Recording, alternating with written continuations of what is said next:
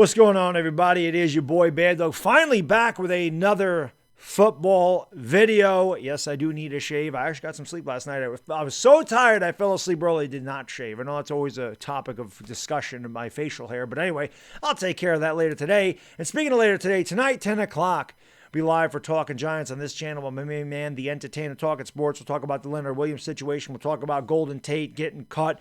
There's rumors about Kevin Zeitler maybe getting cut or getting traded. Obviously, free agency is getting closer and closer, so we can talk about all that stuff and, of course, take your questions. Hope to see you all there tonight at 10 o'clock. But in this video, I'm not going to talk about the Giants. I want to talk about the Combine and how overrated the 40-yard dash is. The overrated 40-yard dash. In my opinion, I think the Combine has gotten a little overrated as well.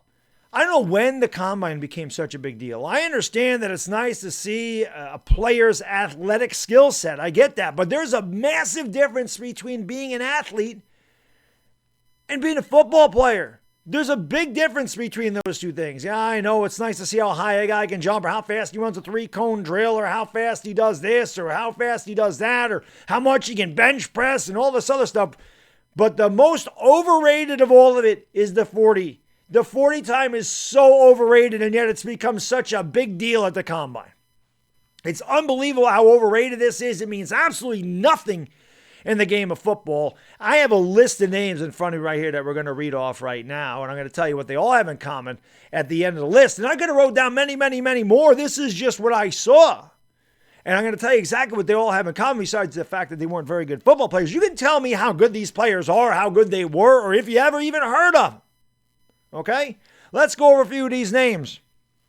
Darius Hayward-Bay, John Ross, Don Beebe, Lavernius Coles, Rahib Ishmael. Remember the Rocket? Remember him? Yeah, Rahib Ishmael. C.J. Spiller, Kevin Williams, Jacoby Ford, James Jett, Marquise Goodwin, Dree Archer, Taylor Mays, Dante Stallworth, Kevin Curtis. Any of those names jump out at you? Yeah, Dante Stallworth had vehicular manslaughter. I remember him for that. Other than that, do you guys remember any of these people? I remember Don Beebe for knocking the ball away from Leon Lett in the Super Bowl. I remember John Ross because he ran the fastest 40 time ever, supposedly. Although you look at it, they say other people ran fast. They say Bo Jackson ran a faster 40. I guess that was unofficial. Any of those names stand out? What do they all have in common? They all ran 4.30 or less at the Combine. They all ran a 4.30 or a sub 4.3 at the Combine. What does it mean? All of them have failed. It does not matter. If you can't run a crisp route, if you can't catch the ball, if you're not intelligent enough to pick up the playbook, don't understand how defenses run, if you can't get off the line of scrimmage, who cares how fast you can run if you can't get open? The only time that this matters is when you're ahead of the field. Other than that, your speed don't matter. All these guys are that fast. They're all faster than the cornerbacks out there. Oh, look at this. Look at the speed. Look at how fast he runs. Look at the 40. But none of them have ever done anything in their entire NFL career. Because there's so much more to playing football than how fast you run a 40-yard dash. I'm so sick of it. Here's another great example of speed in the NFL, right? Now, I understand Kansas City's got a lot of speed, so everybody kind of says, oh, look at this. The speed works. Kansas City's different. They got Pat Mahomes as their damn quarterback. That helps anybody out.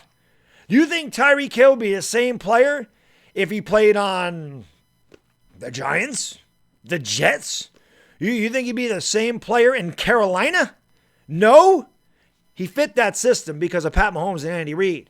They utilized his speed. Tavon Austin's another guy. He ran like a 4.3, 4.40. He was no good either. Neither was Corey Coleman. Neither any of these guys that run extremely fast. Because the 40's overrated. But here's the statistic. Well, the New York Giants, remember last year?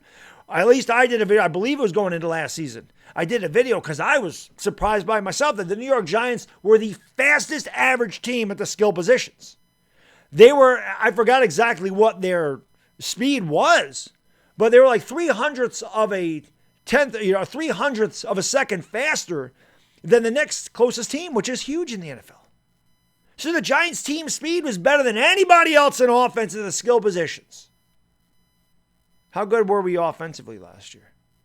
You can say Saquon Barkley was hurt, whatever. How good were we at the skill positions last year? How good were we on offense? We were 31st. The only team worse than us was the Jets. Evan Ingram! Oh my God, look at the speed! 4.42! Woo! Nightmare matchup in the secondary. He runs a 4.42. He ran faster than Odell Beckham in the combine. What does Evan Ingram do? Besides lose games for us, drop passes, cause interceptions, turn the ball over. Nothing. I'm so sick of the 40. I'm sick of it. Who gives a damn?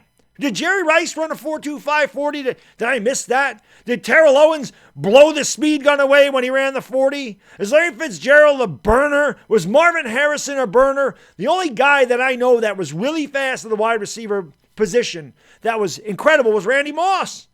Because Randy Moss is the greatest athletic talent at wide receiver I've ever seen in my life.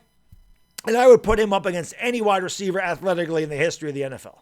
That guy was an absolute beast. If Randy Moss worked as hard as Jerry Rice did, Randy Moss would have been the greatest football player ever. He's one of them anyway. I never saw a guy like that in my life. He was one of the most fun, exciting players in the history of football. Other than Randy Moss, I can't think of a wide receiver that blows you off the page with a 4.2 and then ended up being really good. So, the 40-yard dash is so overrated. I'm so sick of hearing how fast the guy's 40 is. It does not mean anything if you don't have the other skills when it comes to playing NFL football. Because like I said, if that was the case, anybody that ran fast would be in the NFL. Well, it doesn't work like that. I don't know why teams put so much stock in it. John Ross was drafted 9th overall for the simple fact that he ran a 4.22 40. That was it. I mean, Chris Johnson, yeah, CJ2K, he was really good for a few years. He was another guy who ran like a 4.25. Adrian Peterson's up there. There are definitely guys that run really fast that were really good in the NFL. I'm not saying everybody that ran a 4.25 or a 4.3 was a failure, but 98% of them are. Because there's much, much, much more to NFL football than the damn 40. So I really just wanted to rant about that today because we all know there's no combine this year. It's just a pro day. But, you know, they're already talking about Rashad Bateman and his damn 40 time. And now all of a sudden, look at Rashad Bateman because he ran a 4.39. And I'm not saying that Rashad Bateman's going to fail, but the fact of the matter is there's much more to being successful in the NFL than running fast. I guess that felt pretty good to get that the hell off my chest. Well, let me know, as always, if you agree or disagree in the comment section, because either way, I love to hear your opinion. I always appreciate you guys and girls watching. I always appreciate all the support of my channel. So thank you so much. I'm sorry that the video has been scarce.